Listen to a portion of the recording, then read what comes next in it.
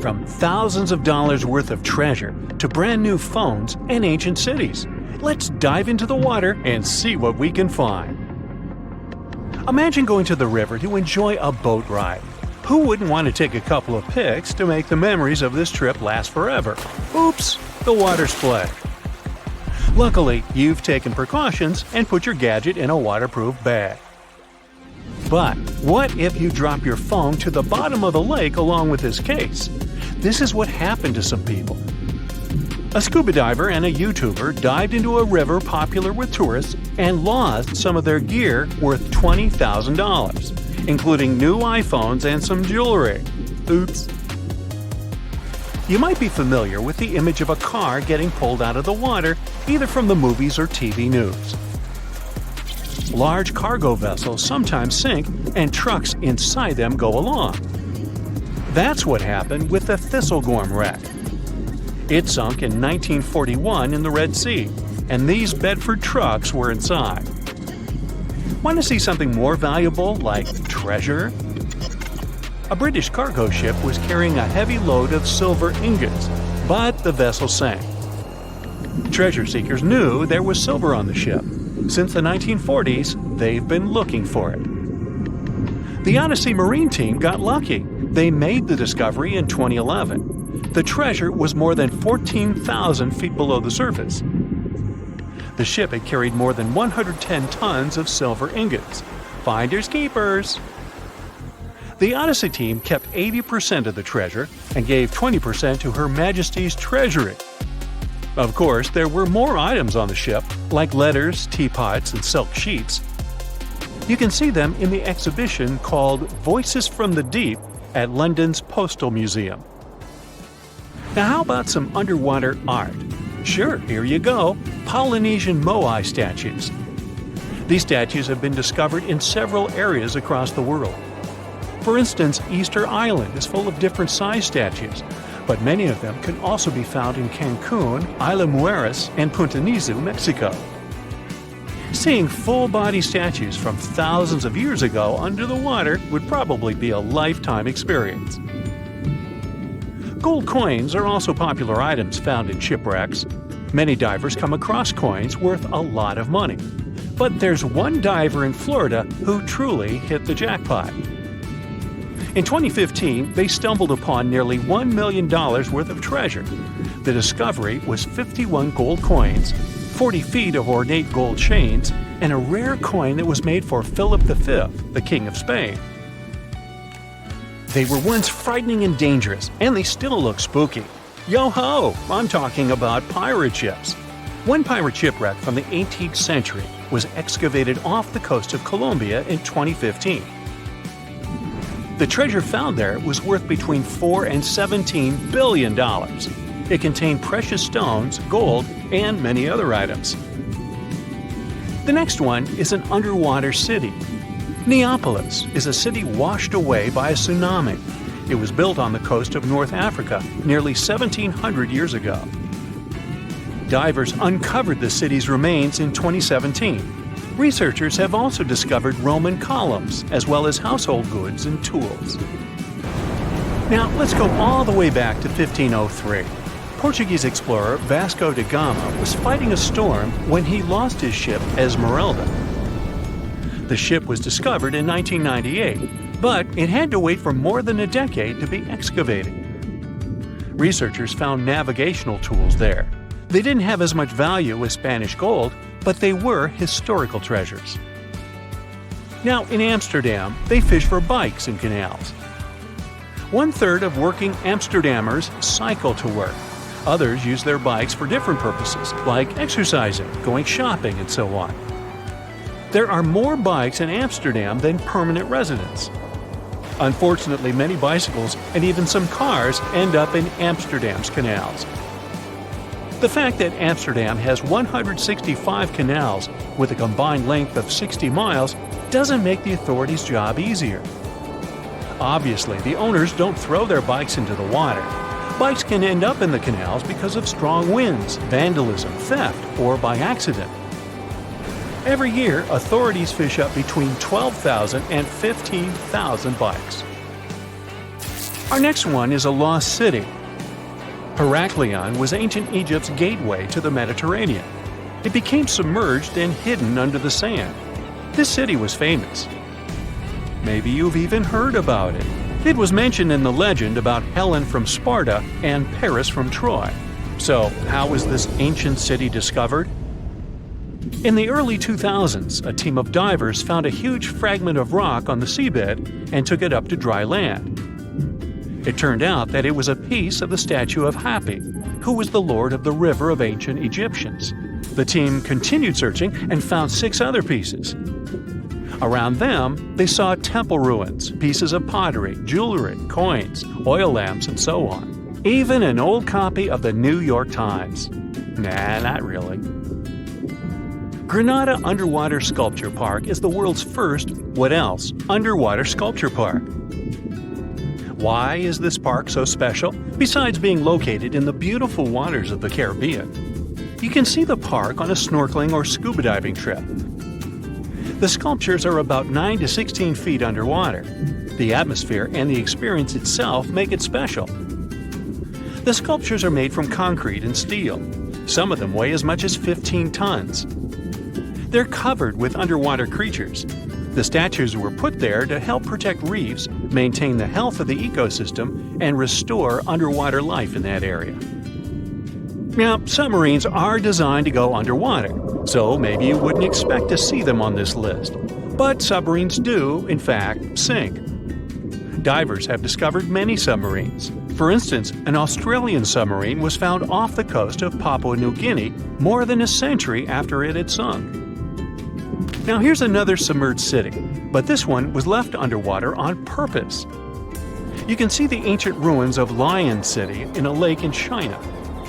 This lake was created in 1959 when the valley, at the base of Five Lions Mountain, was flooded to create a hydroelectric power station. The 1,400-year-old city, now ruins, got submerged by this flow and stayed this way for over 50 years. It lay untouched at the bottom of the lake until its exploration started in 2001. Divers found out that many structures, carvings, guardian lions, and arches were still preserved. Researchers mapped and documented Lion City. They also looked for a way to protect these structures from further damage. In 2011, the city was announced to be an historic relic under protection. When you see the ruins of Lion City for the first time, the view will take your breath away. So don't forget to hold your breath. Imagine swimming in the dark waters. As you're approaching the city, you see its huge walls and extensive carvings. Marvelous, isn't it? The Cancun Underwater Museum is probably the largest museum of its kind in the whole world. It wasn't lost, per se, but now it's home to an aquatic ecosystem. Who wouldn't want to combine scuba diving and snorkeling with a visit to a world-class garden with 500 sculptures? Placed 30 feet under the surface, these sculptures are made from pH-neutral marine concrete so that they can stay on the ocean floor. Plus, here, the sculptures change over time, unlike in a traditional museum. That's because they become part of the underwater environment and a home to various plant and animal species. In one installation, nearly 450 life-size figurines are grouped together to hint at the harmonious coexistence of humanity. There is also the Anthropocene, which is an actual submerged Volkswagen Beetle placed by the Manchonis Reef. Okay, this is not a lost and found item, but this is just, hey, it's a giant jellyfish and I wanted you to see it. This creature is known as the lion's mane jellyfish, and it's the largest known species of jellyfish. So, I'm happy now. And have you ever discovered anything underwater? They say nothing is ever lost, and it's true. Let's discover ships frozen in time. The first one is truly fascinating. Here, the Antikythera Shipwreck. It's a Greek trading ship from the 1st century BCE. It's located on the east side of the Greek island of Antikythera and at the merging point of the Aegean and Mediterranean Seas. Around 2,000 years later, in 1900, a group of Greek sponge divers discovered the wreck. They were going to Tunisia, yet they were forced to find shelter from a storm on a nearby island. Since they couldn't go anywhere due to the storm, they decided to look for sponges until the weather got calmer. One of the divers discovered the shipwreck at depths of around 130 feet. Imagine someone going for a sponge hunt, but getting out to the surface with archaeological treasures. The captain of the sponge boat talked to the Greek officials about what they had found. The officials sent 2 ships to the wreckage. The salvage operation was successful, and discoveries are now in Greece's National Archaeological Museum in Athens. The findings included 3 life-sized marble horses, jewelry, coins, and hundreds of works of art, including a 7-foot-tall Colossus statue of Hercules. Among these treasures, Antikythera ephebe, a bronze statue of a young man, caught more attention. Because the ephebe doesn't comply with any familiar iconographic model, and there are no known copies of his type, he held a spherical object in his hand. Scholars have different theories of who that person could be, but they are not in a consensus yet. More than 70 years later, Jacques-Yves Cousteau and his team went to the area and recovered hundreds more artifacts and the remains of 4 people. Interestingly, they discovered a complex set of interlocking gears, capable of predicting the movement of the sun, moon, and several planets. The mechanism can also show the times of solar and lunar eclipses years into the future. Think of this Antikythera mechanism as an early computer calendar, to plan significant events like agricultural activities, religious rituals, and Olympic Games.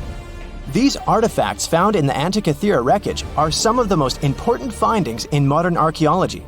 Just the Antikythera mechanism itself has changed our perception of the limits of ancient technology. The mechanism has a sophisticated design and was made over 1,000 years ago. After all these amazing discoveries, experts believe that the wreckage site has remained largely unexplored, and is mostly because of its location and the landscape of the seafloor on which the ship rests. The wreck is too deep for scuba divers but too shallow to use something like a submersible. A survey made on the seafloor in 2012 showed evidence of a second wreck about 800 feet to the south. It's clear that this area has a lot to offer humanity. What would happen if those sponge hunters didn't go to the area? Scientists found a shipwreck in Antarctica at the bottom of the Weddell Sea, 107 years after it sank. The name of the ship was Endurance, and it was the lost vessel of Antarctic explorer Sir Ernest Shackleton. Scientists who laid eyes on it decades later say it is among the greatest undiscovered shipwrecks ever. That is why they filmed the whole discovery. The video shows the remains of the Endurance and proves it is still in remarkable condition. It has been sitting in 10,000 feet of water for over a century, yet it looks like it sank very recently. So the story goes like this. The ship was crushed by ice and sank in 1915. Shackleton and his crewmates had to escape by themselves in small lifeboats. From then on, it was all about survival. Shackleton imagined to get his crew to safety. Then, the ship sank. Yes, this is a pretty impressive story. But why did scientists prize this ship? Firstly, Shackleton's Imperial Trans-Antarctic Expedition sailed to make the first land crossing of Antarctica. Yes, the crew was trapped in ice, but the intention was important. Secondly, it's about the challenge itself of finding the shipwreck. The Weddell Sea is almost always covered in thick sea ice. The same ice that made the Endurance sink. Getting near the presumed sinking location is super hard, let alone being able to conduct research. Experts of the modern expedition team foresaw the time when the lowest extent of Antarctic sea ice would come using satellite images. They realized that the weather was in their favor to start an expedition. Dr. John Shears said that they have successfully completed the world's most difficult shipwreck search, fighting against constantly shifting sea ice, blizzards, and temperatures decreasing to negative 0.4 degrees Fahrenheit. Yeesh, I can't imagine the worst conditions in Antarctica if these conditions are in their favor. Lastly, look at this. It's timbers. They're very much intact. Plus, you can read the ship's name. It's still visible. Marine archaeologist Menson Bound says that this is the finest wooden shipwreck he has ever discovered. He has 50 years of career experience, so I believe the guy. So how come the wood is not rotten? Dr. Michelle Taylor, a deep-sea polar biologist, said that there has been little wood deterioration because the wood-munching animals are not in this forest-free region of Antarctica. Workers of a coal mine in East Serbia discovered 3 shipwrecks that had been there for at least 1,300 years. The largest shipwreck is an ancient Roman fleet. It's around 50 feet long with a flat bottom. It's estimated that the ship could carry a crew of 30 to 35 people. Looking at its hull, you can see the marks of repairs. Wow, this one had a lengthy career. You know, it gives us insight into more than 1,000 years ago. The two smaller vessels, on the other hand, match descriptions of boats used by Slavic groups to attack the Roman frontier. These two have been discovered under mud and clay in an ancient riverbed. Apparently, in those times, there was a Roman base in a place called Viminacium City. Interestingly, Viminacium was a provincial capital with an estimated 40,000 inhabitants in the 4th century CE. For comparison, it was even larger than Pompeii. The Kostelach coal mine is a center of hidden gems. Archaeologists had found evidence of ancient human and animal activity here before. For instance, in 2012, experts found bones of at least 5 woolly mammoths, which went extinct about 10,000 years ago. Canadian archaeologists found a ship 150 years after it went missing in the Canadian Arctic waters. This merchant ship is called HMS Investigator. It was purchased in 1848 to search for the explorer Sir John Franklin's ship that got lost in the Northwest Passage expedition. So, HMS Investigator left Britain in 1850 for this rescue operation. The expedition crew, captained by Robert McClure, sailed the Investigator into the water. He realized that he was in the final leg of the Northwest Passage, the sea route across North America. But before he could sail into the Beaufort Sea, the 122-ton ship itself got stuck in the thick ice. The crew spent the winter over the Prince of Wales Strait. The following summer, McClure tried again to sail to the end of the passage, but the ice blocked his way once more.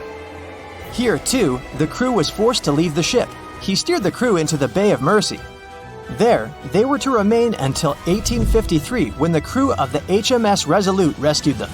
Imagine a crew of 60 people who had to spend 3 winters in the Arctic without even knowing if they would survive. Later on, the ship was found sitting upright in about 36 feet of water. It was in very good condition. Arctic water has prevented the outer deck of the vessel from deteriorating quickly. The outline of the ship and its timber can be clearly seen.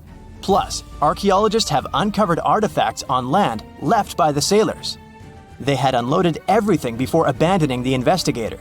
3 sailor graves and 1 British naval shipwreck had also been discovered in the area. I wonder what else they could find there. Wow, it's the only place where 1 minute you're learning 17 natural ways how to get rid of houseflies, and the next, you're taking an epic journey straight into a black hole. More than 10 billion, with a B, views in total. That's 47 billion minutes watched, or more than 70,000 years. That's all the way back to the Ice Age. No, I wasn't around then. 40,000 videos, hundreds of topics, and most importantly you, a whole 44 million of you. Our viewers. We could populate an entire country if we wanted to. We'd like to continue helping you learn and giving you useful skill improvement tips. Got a thirst for knowledge? We've prepared 4 masterclasses on creating a 2D character animation from scratch, 10 hours of video lessons, practical tasks using professional software, and additional materials that you can use with your own projects. Get the full course now and create your own animated masterpiece. The moon shines brightly and illuminates the black water of the ocean. Thick fog descends on it in ominous silence. Then, it's suddenly broken by the creaking of wooden boards, followed by a rippling of the waves. Through the fog, you see the outline of an old, large ship. Its hull is rusty, and a strange cold is coming from it. But the most unsettling thing is that there's no one on the deck. The ship sails without a crew. No, this isn't a mythical Flying Dutchman, but a very real ghost ship. September 2nd, 2019. The British Royal Navy's ice patrol ship, called the HMS Protector, sails through the calm waters of the Atlantic Ocean. The time is 11 p.m. Some of the ship's crew are on deck, while others are sleeping in their cabins. The captain steers the ship and looks straight at the horizon. The sky is lit up by an orange twilight, and clouds float in the distance.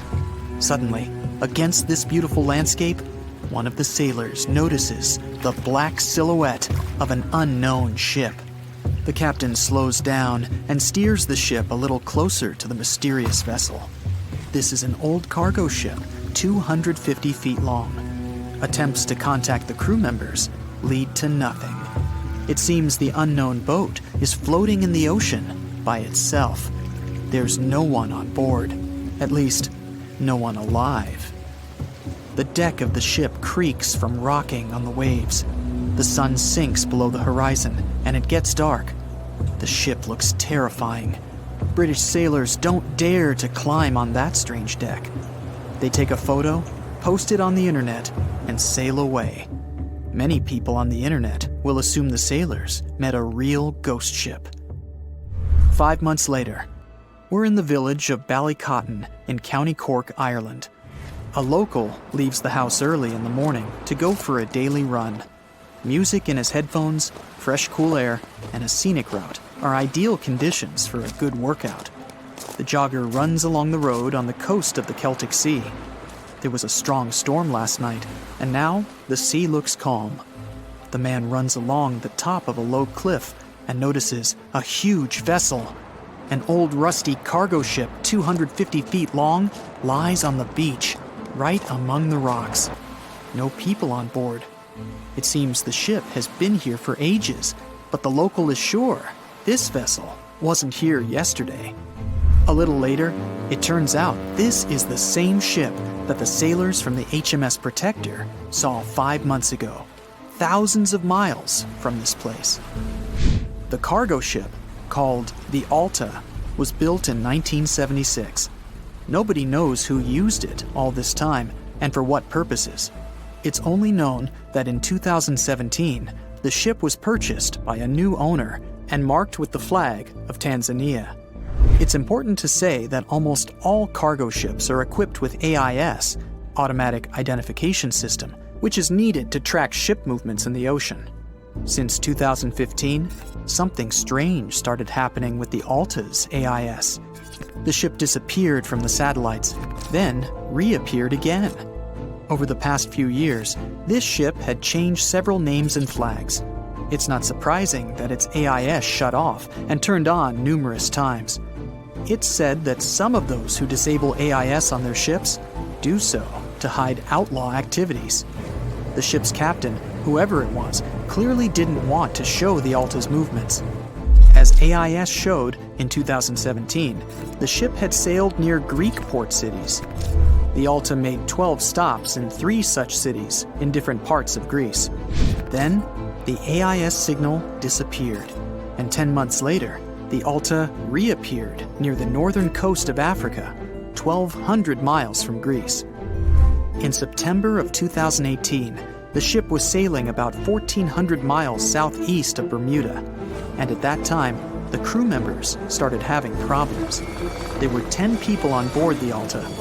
On September 19th, the ship's engine failed right in the middle of the Atlantic Ocean. The nearest shore was very far away. The ship began to drift. As days passed, the crew couldn't fix the vessel. Food supplies were running low. The crew started to panic and tried to contact someone. The situation got worse as a strong hurricane was approaching the place where the ship broke down. Crew members contacted the U.S. Coast Guard. On October 2nd, a helicopter headed towards the ship. Food and water were unloaded on the Alta. This was enough for the crew to bide their time for several days. About a week later, a rescue boat sailed about 1,500 miles to reach the Alta and help the stranded sailors. Shortly before the start of the hurricane, American rescuers succeeded. The entire crew of the wrecked ship was taken to Puerto Rico. The Alta remained drifting in the ocean. After a while, another ship arrived to tow it to the coast of Guyana. Then, something went wrong again. The ship was hijacked. Who did it and why remains a mystery to this day. But then, for some unknown reason, the thieves decided to abandon the ship and left it to drift in the ocean. For almost a year, the ship's location couldn't be tracked. Then, in September 2019, the vessel was found by the British Royal Navy. How the Alta was able to cover the distance across the Atlantic and wash up on the coast of Ireland is unknown. an investigation has been launched in Ireland. It's necessary to identify the owner of the vessel and find a responsible person to take on the task of towing it. But no one has since been found. Once, an unknown person called the Irish authorities and introduced themselves as the owner of the ship, but didn't provide any evidence. Several barrels of oil were found on board the Alta. To dismantle the ship, the Irish authorities will need to spend about 10 million euros. Local residents are annoyed by the wreck too. Corroding metal is bad for the environment, and kids have already snuck on board and posted a video on the internet from inside the abandoned ship. The further fate of the Alta remains unresolved. It's still lying there. That ship sailed in the ocean for just 2 years. Now imagine if some other managed to drift for 38. In all that time, no one could catch this ship, and people still seek it. That vessel is called the SS Bechimo. It was a merchant ship owned by a Canadian trading company. In 1931, the ship got stuck in ice off the coast of Alaska. A strong snowstorm began. The team waited a week for it to end, but the storm only intensified. One day, the weather improved a bit, and part of the team was evacuated to the nearest city. Another part of the crew, with the captain, set up camp near the ship. The storm started again and didn't stop for a long time. The blizzard was so heavy that the ship's captain couldn't see beyond his arm's reach. Finally, when the storm was over, the captain saw that the ship simply vanished. He decided the Bechimo sank during the storm. A week later, the ship was found, drifting near the place where it was lost. The hull of the ship was damaged so badly that it was unsafe to sail on it. The captain decided to abandon the ship. However, it didn't sink. For the next 38 years, it was drifting at various points along the Alaskan coast. Several times, people climbed on the ship, including native Alaskan residents and a group of researchers. Attempts to save the vessel from the sea ended in failure. The salvage operations were hampered by drifting ice and bad weather. The last time it was seen was in 1969. The ship was frozen and blocked by the ice. In 2006, the government created a special project to find the Bechimo. However, in all these years, the ship still hasn't been found. Its fate is unknown. It's likely that the ship has finally found peace and is now lying on the seabed of the Chukchi Sea. The sea, this unrelenting water beast, has been defying all attempts to tame it for centuries. Many ships driven by the wind have gone through the harshest parts of the world. Some have survived the struggle with the sea, and many have come off second best. It's the year 1834. A ship called the Pilgrim is setting a course to sail from California to Boston. The journey will venture around South America and then past Cape Horn of Chile. Richard signs up as a merchant seaman aboard the Pilgrim. This is his first voyage at sea. The crew tells Richard stories of the Drake Passage off Cape Horn, a route that's legendary for its dangers. Countless ships and sailors have disappeared in those waters. Since Cape Horn's discovery in 1526, it's quickly become known to all those that have sailed around it as the ultimate test of any mariner's skill and of any ship's strength. Those that have survived the journey call Cape Horn a sailor's nightmare. Jack the helmsman, a salty veteran, steers the ship towards this most dangerous of all routes. Jack has been aboard the Pilgrim since it was first commissioned in 1825. He's passed by the Horn many times, each time learning a different lesson from the tests provided by the sea. The Pilgrim has been refitted since its past voyage a year ago. Richard values Jack's experience, given that it's his first journey at sea. Jack assures Richard of his confidence in the Pilgrim, even though it's just a small wooden brig with 2 masts. Jack's aware that wooden vessels are gradually becoming outdated, replaced by new steam-powered ships. But Jack prefers the maneuverability of the Pilgrim and would take it over the steel ships any day. Richard is excited to be aboard. There's so much to explore in life as a merchant seaman. but the guy struggles to acquire his sea legs on the boat. Forceful winds make the Pilgrim move faster, providing Richard with a quick introduction to life at sea. At the same time, nothing can prepare him for what is to be experienced at Cape Horn. It's the southernmost point of land before Antarctica. The gap between the icy continent and Cape Horn holds the infamous Drake Passage. Approximately 700 miles between Cape Horn and the Antarctic Peninsula. Strong winds provide an uninterrupted, steadfast journey toward the Horn. But, as Jack tells Richard, the winds are more concentrated at the Drake Passage. They create a funneling effect, becoming stronger and more unpredictable. Richard is unsure of what this might mean for the Pilgrim, but understands that there's no easier route to travel around South America. A few days pass. The Pilgrim sails by the many islands that make up the western coast of Chile. Although the sea has been relatively calm, Richard continues to deal with his lack of sea legs. His movements are still not very graceful. The constant, ever-swaying deck rises and falls, and Richard finds it hard to get used to the motion. Random large waves hit the Pilgrim from every angle. The ship is quickly approaching Cape Horn. Richard looks towards great thunderous black clouds in the distance. "Welcome to the Horn," Jack says, half laughing. A wry smile upon his face soon disappears. The man gets serious, knowing what awaits them all. Stronger winds start blowing the sails as the crew scrambles to hang onto the ropes. Richard desperately sets to adjust the aft sails, adjusting for the constant change in strong southerly winds. Jack holds firm at the helm, knowing the importance of his role. He's wary of the swell. It can build very quickly the further south they travel. It's crucial the Pilgrim doesn't venture too close to the Horn when they approach. The great darkness that was in the distance is now all around them, filling the sky in every direction. Blackened clouds throw rain and hail down at the crew as they try to resist the enraged weather. Jack is directed by the captain at the helm, changing the direction of the vessel. The temperature has dropped significantly. Barely keeping the water from his eyes, he turns toward the port side bow to provide his face a brief break from the torment of the wind. Looking out into the distance, the man sees the Horn standing alone, surrounded by mist. It's a haunting sight. He steers the Pilgrim along the face of the Horn, the distance getting shorter. The waves shrink in height since the depths become shallower. But these waves are much steeper, and their angle can cause more damage to the wooden vessel.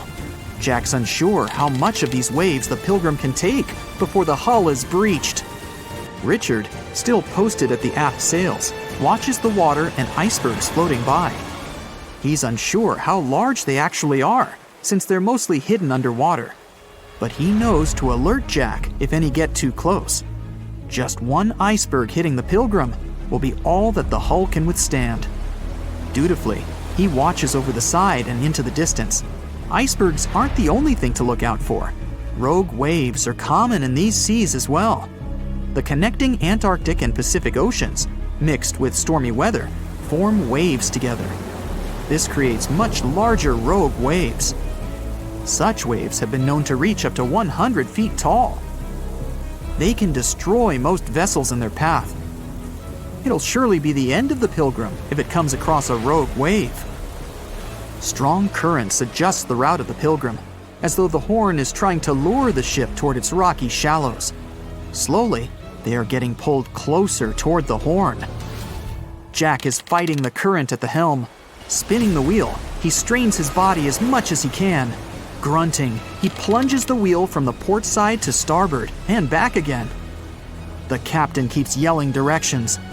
To a novice, they're extremely confusing.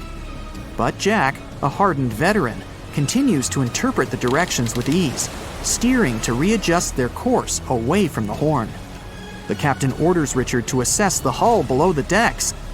With the level of pounding the Drake Passage has provided so far, it's surely harmed the ship in some way.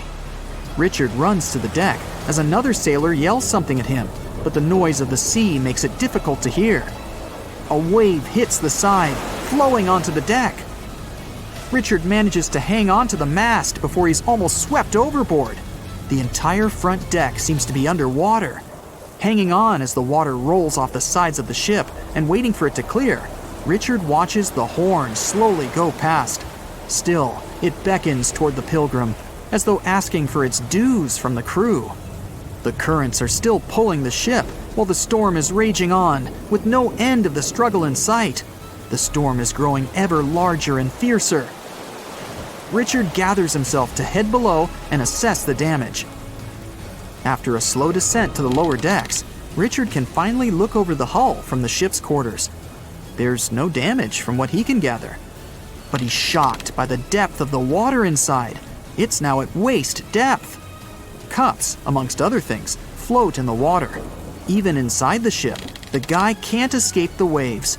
Unable to make sense of it all, he stands frozen, listening to the almighty power of Mother Nature outside. The sea roars even more wildly, waves constantly thudding against the hull.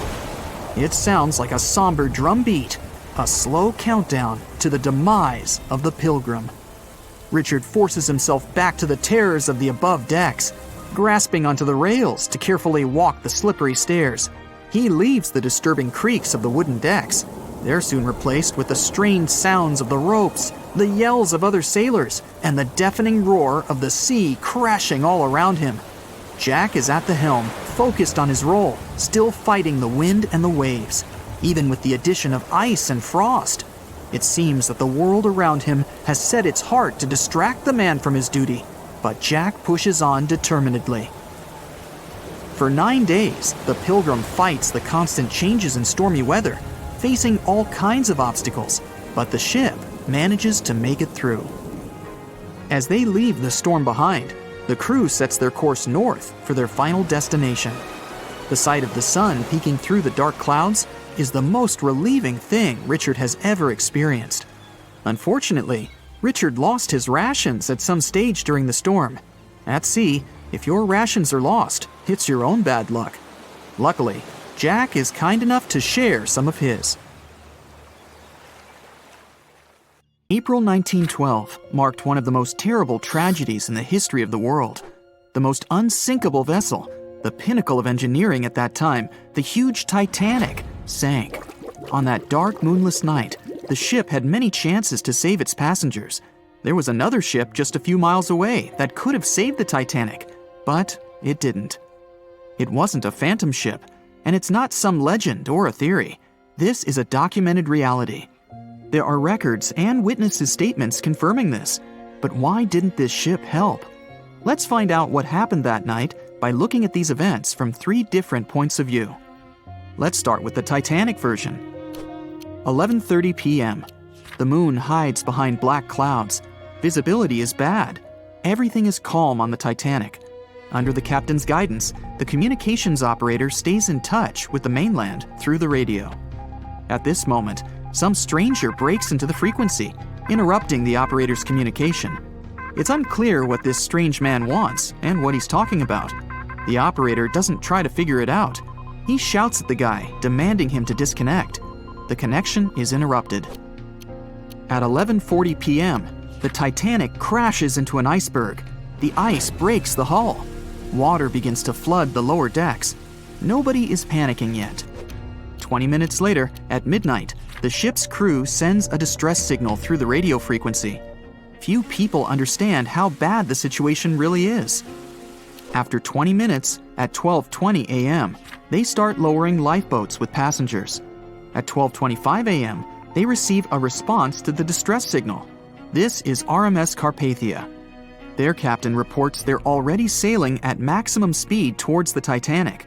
But the problem is that the crash site is 58 miles away. This means Carpathia will only be here in 4 hours. At 12:45 a.m., the sinking ship's crew release rockets into the air.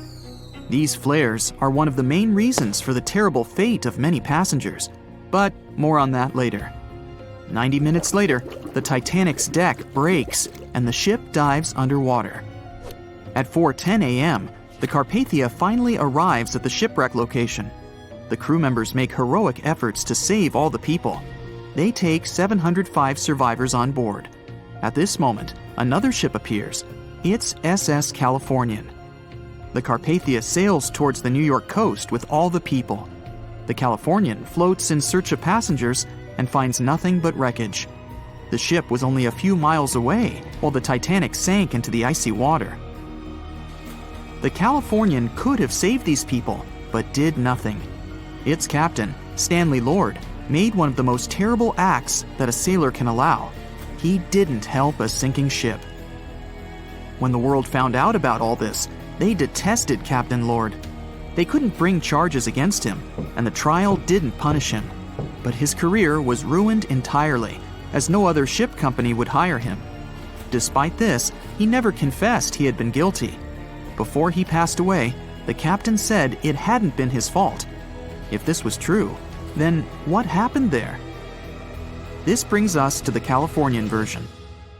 It's the night of April 14th. The Californian is sailing in the cold waters of the North Atlantic. The ship gets into a section with a lot of icebergs. At 10:10 p.m., Captain Lord stops the ship. It's too dangerous to move around this area, as they can damage the hull. At 11 p.m., the ship starts drifting. It's impossible to move in such conditions with such poor visibility. The captain knows that the Titanic is coming here, so he orders the radio operator to warn the ship about the danger. Radio operator Evans turns on the receiver and tries to contact the Titanic. He spends about 30 minutes on it. The connection is finally established. At this moment, the Titanic radio operator is speaking with the mainland. Evans interrupts this conversation and tries to warn the ship about icebergs. The operator doesn't understand Evans' words. He's annoyed because Evans broke into the channel so brazenly. He shouts at Evans and cuts the connection. Tired, Evans turns off the receiver and informs his superiors about the incident. It's still a mystery how the captain reacted to this news. He probably thought the Titanic knew about the danger. He lets Evans go to bed. If Evans hadn't turned off the radio and waited 1 hour, he would have heard a distress signal from the Titanic. But you shouldn't blame him. At this point, he has no official reason to stay at the transmitter. Evans is too exhausted and can't fight drowsiness. So, Evans goes to bed. The Titanic begins to sink. Its captain sends a distress signal. The operator on board the Carpathia catches it, but the Californian doesn't, since the receiver is turned off. Captain Lord can't sleep. He feels that something is wrong. Meanwhile, the Titanic is rapidly sinking under the water. The captain gives the order to launch rockets into the air. And here is where one of the critical mistakes takes place. They release warning lights, but they are not red. The crew forgot to take red rockets on board for some reason, so they lit up the sky with a bright white light. If you need to send a distress signal, you need to release red lights. Captain Lord sees these lights, but doesn't perceive them as a cry for help. It can't be that there are no standard red rockets on such a massive ship as the Titanic. But, unfortunately, it can. Captain Lord thinks the Titanic is sailing away. Perhaps there is some unknown reason behind those white lights, but he doesn't really know. So, Captain Lord has no idea that the Titanic is sinking. He still decides to contact the ship, but this time, not through radio communication. Captain Lord doesn't wake up the radio operator and sends a signal to the Titanic through a signal lamp. It's important to understand that many old-school captains didn't take radio communication seriously. They didn't understand the value of this technology. That's why Captain Lord doesn't wake up Evans. He sends light signals, but the Titanic doesn't respond. Many survivors later mentioned seeing the flashing lights of the Californian, but there was nothing they could have done. The ship's crew doesn't hear their cries for help. At 2:20 a.m., the Titanic completely goes underwater. A little more than 2 hours later, radio operator Evans wakes up and turns the transmitter on. He hears many rescuers talking about the sunken ship. Evans understands everything. He reports this to the captain. At that moment, the Californian immediately heads to the wreck site. They meet Carpathia there. With the survivors on board, it sails towards New York. The Californian stays sailing and looking for people. They find nothing but wreckage. The Californian returns to the mainland. The news about the ship that could have saved the Titanic is spreading all over the country. The trial begins. Captain Stanley Lord and the crew tell their version. They say their ship had been standing still. Many people don't believe them, and some of the surviving passengers claim to have seen the Californian sailing by. Still, the judge declares them innocent. 1962. Captain Stanley Lord is a very old man. He calls a notary to confess something. The captain makes his last remark about this case. He swears he's not guilty. But if it wasn't the Californian sailing past the Titanic at that moment, then what? The Samson theory could answer that question for us. The sealing ship Samson is sailing in the cold waters of the North Atlantic. The crew aren't sleeping. They carefully study the surroundings, but not because they're afraid of icebergs. They're scared of meeting with the U.S. Coast Guard. The Samson ship's crew catch seals, which is illegal. At 12:45 a.m., Samson's captain sees white signal rockets. The team is sure it's the Coast Guard. They turn off the lights and sail away. It's dark, so they don't notice the sinking Titanic. They return to the coast of Iceland and hear about the disaster. They realize they have abandoned the drowning passengers. The nephew of one of Samson's crew members reads about this story in his uncle's diary. The nephew asks for permission to publish these recordings. All the people realize that Captain Lord wasn't guilty, but unfortunately, he didn't live to see this moment. Actually, it's still unknown who is guilty in this story. 2 ships were nearby the Titanic. Their captains were adequate people. They would have helped save all the passengers. Their fault was that they couldn't understand what the Titanic wanted on that dark night. Someone forgot to put red flares in the box. This small but fatal detail was one of the leading causes of the tragedy. The Bermuda Triangle is one of the most heavily traveled shipping routes in the world. Some skeptics believe that this fact solves the Bermuda Triangle mystery. Statistically, the busier the area, the higher the frequency of accidents and disappearances. While this makes sense, it's not the frequency of disappearances that's responsible for the mystery of the Bermuda Triangle. It's the lack of explanation or wreckage found. On his very first voyage to the New World in 1492, Christopher Columbus sailed through the Bermuda Triangle. Columbus reported that one night, when he was on the deck of the ship, he noticed a giant light appear in the distance, unlike anything he'd ever seen before. Columbus looked at his compass for direction, and it gave off erratic readings. You might have noticed that the Bermuda Triangle doesn't appear on any world map. This is because official institutions refuse to acknowledge that the area actually exists. No one exactly knows how many ships and planes have disappeared in the Bermuda Triangle. The rough estimate is 50 ships and 20 planes. Most of the time, the disappearances had no explanation and no wreckage has ever been left behind. When the TBF Avenger planes went missing, a massive search operation was conducted.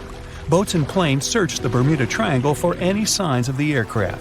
One of the boats searching was a PBM-5 Mariner airboat. The airboat took flight at 7:27 p.m. and called in a routine radio message 3 minutes later. Then, it was never heard from again. No trace was ever found of the rescue airboat or the 5 Avenger aircraft. A huge investigation was launched into the disappearance of all these vehicles, but nothing was ever discovered. The Bermuda Triangle is home to some pretty intense and unexpected weather. Storms build up quickly and unexpectedly, then disappear soon after. If you blink, you might miss it. This could explain why few distress signals are issued. Pilots and sailors never saw the weather coming. A popular theory suggests that rogue waves are responsible for the many disappearances. Rogue waves are called extreme storm waves by scientists. They occur when different weather patterns take place at the same time and cause large, unexpected waves that reach up to 100 feet tall. Witnesses say that the waves look like giant walls of water. These waves could explain why ships go down fast and without leaving any trace. Just off the coast of Japan, you'll find the Bermuda Triangle of the Pacific Ocean. They call it the Devil's Triangle. Between 1950 and 1954, 9 ships disappeared in this area without leaving a trace. The ship Maroon 5 was sent to investigate these unexplained disappearances when it also vanished. After this incident, the Japanese authorities labeled the area as a danger zone, and sailors were encouraged to avoid it. Some people blame all disasters on the extraterrestrial paranormal activity. Others suppose it's all about raging natural phenomena. Some scientists believe the cause of anomalies is the environmental changes. Also, there's a really high concentration of methane hydrates on the bottom of the ocean in the Pacific Bermuda area. This gas tends to set off, and when it happens, bubbles start forming on the surface of the water. These gas eruptions can interrupt the ability to float and can easily sink a ship. Because of this chemical reaction, there won't be even a trace left. Underwater volcanoes are said to be another possible explanation for the Japanese Dragon's Triangle. In fact, they can take down even small islands. Luckily, nobody lives there. It's a pretty common thing in this area that some of them disappear underwater and others appear out of the blue because of seismic activity. You'll never find the Dragon's Triangle on any official map of the world, so nobody's quite sure about how large it is in reality. In July 2015, 2 teenagers disappeared after setting sail off the coast of Florida. There's some mystery about what the 2 teens were really getting up to. They told their parents that they were just going to fish, but they told their friends that they were crossing to the Bahamas. Shortly after they left, a line of thunderstorms moved towards the area, and the boys were never heard from again. A massive search was conducted, but sadly, nothing was found. 1 year later, the pair's boat was found off the coast of Bermuda with a broken iPhone and some personal effects left inside. One of the most popular and bizarre theories trying to solve the Bermuda Triangle mystery comes from Charles Berlitz. He insists that the area is home to the lost city of Atlantis. The missing ships and planes and malfunctioning equipment, according to him, were all caused by rays of energy let out by the special energy crystals that power Atlantis. While this sounds silly, Berlitz's theory was convincing enough that over 20 million people bought his book worldwide. Previously, the compass wouldn't work well in the Bermuda Triangle since the lines of the 2 poles coincided here, true north and magnetic north. But if you fall into this line, your compass will behave strangely. But the magnetic north is constantly shifting, and now it's far beyond the triangle. No legend says pirates of the last centuries operate in the Bermuda Triangle, or that the Flying Dutchman makes other ships disappear. A popular theory is that ships travel to the distant past or future through a time portal in the Bermuda Triangle. Fortunately, these are all myths. Just imagine hundreds of giant tentacles reaching out to a group of ships sailing through the Bermuda Triangle. In the past centuries, they could easily sink an entire fleet, since the ships were made of wood and were lighter. Squids wrapped decks with their strong tentacles, made holes in the ship's hulls with their sharp beaks. Toothy suction cups could break the masts and tear the sails. The water was filling the holds and slowly rising to the deck. The ship sank in a matter of minutes. Survivors reached the shore and told everyone about huge monsters. This is how the legends of the Kraken appeared. Fortunately, now people have sonars and equipment for monitoring the sea space. They say the main reason why this place is so enigmatic must be the magnetic fields that form this ominous triangle. Ocean floor is made of rocks containing a lot of magnetite. It's more like iron. Magnetic fields react to the high concentration of magnetite on the ocean floor, which may start a sort of conflict between the two. It can often lead to various weather anomalies and, as a result, navigation issues. And naturally, any changes in the ocean floor or the Earth's magnetic fields influence the Bermuda Triangle a lot. Magnetic fields tend to shift their position, so do tectonic plates and even the continents, even though we never notice it. The skies are usually very clear there, but back in 1883, some people witnessed abnormal things in the area. Some claim to have seen large blocks of ice falling from the skies, and the crew even managed to save one as hard proof. Seems like the Bermuda Triangle has an alternate not only on Earth, but even in space. Spacecraft usually don't disappear into thin air though, like there's no air. This anomalous area is really large and stretches right above the South Atlantic. It occupies the area from Chile to Zimbabwe and sits right at the point where Van Allen radiation belts are the closest to the surface of our planet. The Earth has two such belts, which come in handy trapping the particles that shoot in from the Sun. They do a great job protecting the Earth from radiation. The magnetic field there is lower, so it allows the Earth's radiation belt to come closer to the surface. Whenever a satellite passes by, it will be exposed to radiation, which might lead to serious damage. So, no satellite can take pictures of it. The South Atlantic anomaly is part of the Earth where natural radiation just flows out of control. Still, there is little evidence that all these triangles are really dangerous. Many believe the Bermuda Triangle itself has been proven time and again to be nothing but a work of fiction. In fact, some shipwrecks, such as the Ellen Austin, gained popularity in the middle of the 20th century, while nobody even thought of drawing a triangle in the Bermuda area before that. The mystery was popularized by science fiction writers and became a common myth, while no serious research proved it any more dangerous than other parts of the world's ocean. So, the crew of the Ellen Austin back in 1881 weren't even aware of the Bermuda Triangle back then, let alone afraid of it. What do you think?